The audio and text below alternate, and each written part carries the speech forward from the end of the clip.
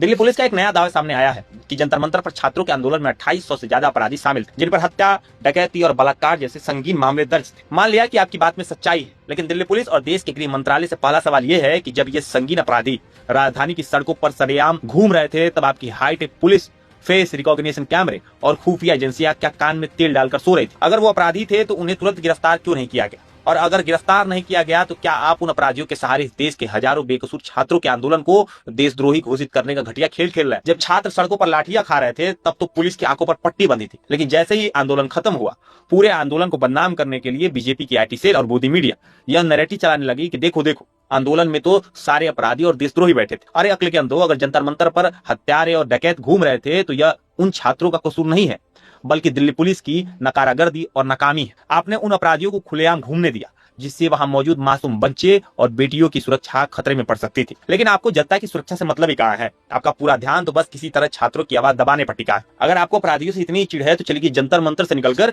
जरा देश के सबसे पवित्र जगह संसद भवन में रुक करते हैं। एसोसिएशन फॉर डेमोक्रेटिक रिफॉर्म यानी एडीआर की रिपोर्ट के मुताबिक 2024 के लोकसभा चुनाव में जीतकर आए 543 में से 251 सांसदों यानी 46% पर आपराधिक मामले दर्ज है। इनमें से 170 सांसद यानी 31% पर बलात्कार, हत्या और हत्या के प्रयास के केसेस है, जबकि 2014 में यह आंकड़ा 21% था, 2019 में 29% और 2024 में बढ़कर 31% हो गया। यानी देश की संसद में गंभीर अपराधियों की संख्या लगातार बढ़ रही है, लेकिन उस पर बीजेपी और उनके समर्थक पूरी तरह मौन है। एडीआर रिपोर्ट के अनुसार बीजेपी के 240 सांसदों में से 94 सांसदों पर आपराधिक मामले और 63 सांसदों पर मर्डर और रेप जैसे गंभीर आपराधिक मामले दर्ज। एडीआर का तो यह भी कहना है कि 2024 में एक साफ सुथरा उम्मीदवार को जिताने की भी संभावना सिर्फ 4.4%, जबकि एक आपराधिक रिकॉर्ड वाले उम्मीदवार की जीतने की संभावना 15% से ज्यादा थी। यानी राजनीतिक पार्टियां, खासकर सत्ताधारी बीजेपी, खुद चुन चुनकर दागियों को टिकट बांटती है ताकि वो चुनाव जीत सके। जो खुद दागियों को सदन में बिठाकर कानून बनवा रहे हैं, वो आज जंतर मंतर पर अधिकार मांगने आए युवाओं को नैतिक ज्ञान दे रहे हैं। तो कंगना रनावत जी, आप इस पे भी बोल दीजिए,